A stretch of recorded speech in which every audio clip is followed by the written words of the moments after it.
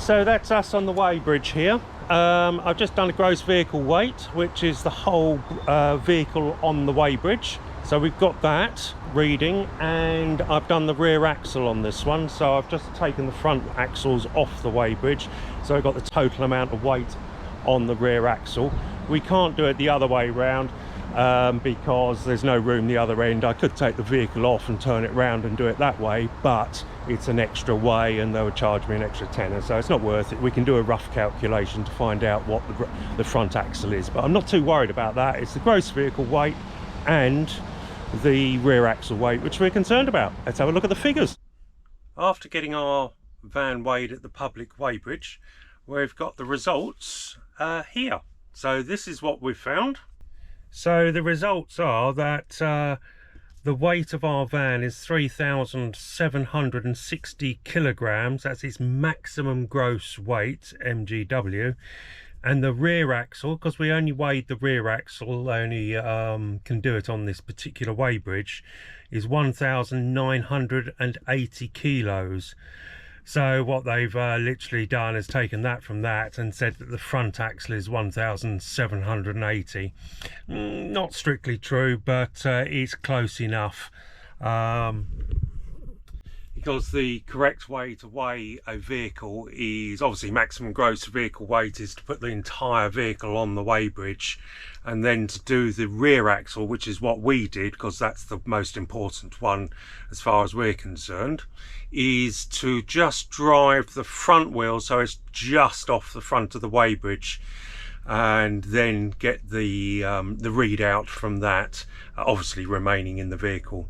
If you wanted to do the front axle, then you would reverse your vehicle so that the rear wheels are just off the weighbridge. It will give a very similar result. It's not quite so accurate the way which it was done here for the front axle, but I'm not worried about the front axle. So that's the results of weighing our motorhome here, the Bailey Autograph 794T.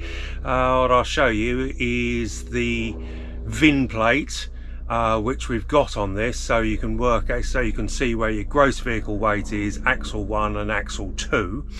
And this is obviously, this particular vehicle has already been upplated from manufacturer to 3,850, and I'll show you on that. So we are actually, for the gross vehicle weight, within the acceptable limit by only 90 kilos. So bearing in mind the fact that there was both of us in the vehicle when weighed, we've got 2 dogs in the vehicle. They weigh 25 kilos each, so that's another 50 kilos. I did on purpose fill the water tank to the brim, so that's 93 litres in here, so that's a 93 kilograms. We've got 2 gas bottles, one's almost empty, the other one's full. Waste tank's empty, but we're full up with clothing and food. Not a huge amount of clothing because we've only been away for 4 nights, so fairly close to the limit. So quite clearly we wouldn't ordinarily fill the water tank up, but if you're out touring and perhaps not staying on a site, you will want water in your tank, so it's a consideration as to how close you are to the limit, really. We're happy that we're where we are. And also the other thing to think of, which puts your weights up, is aircon, additional suspension, so your air ride suspension, you're putting weights on there, corner steadies, that's not manufacturer, additional batteries, additional solar panels, although they're quite thin these days, so they may not put too much weight on. It's just all these little considerations, taking laptops and things like that. That's really going to start because of the weight of the batteries in there. We've got 2 laptops with ourselves this weekend.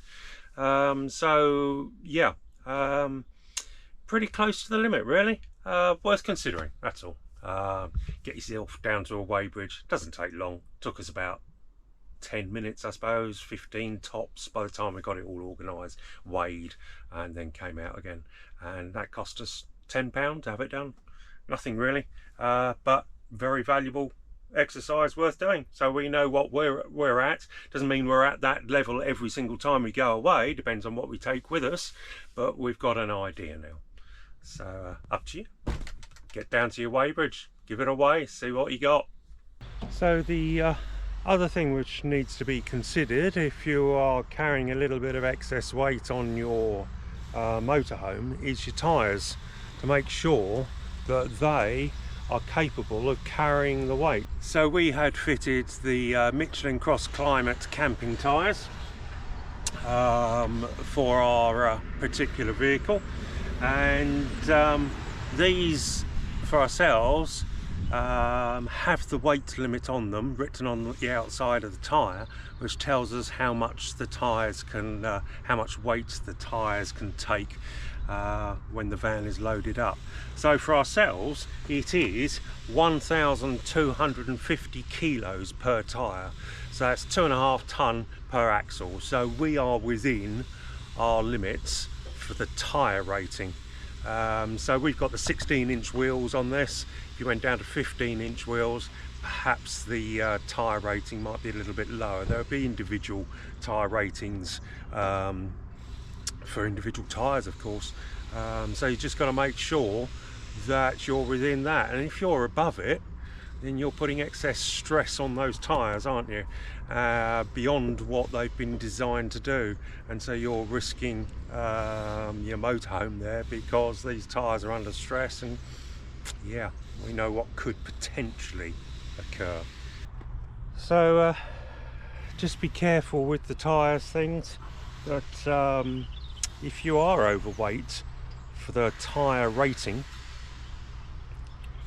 you're putting yourself into a bit of a dangerous condition there. That's endorsable. So be careful.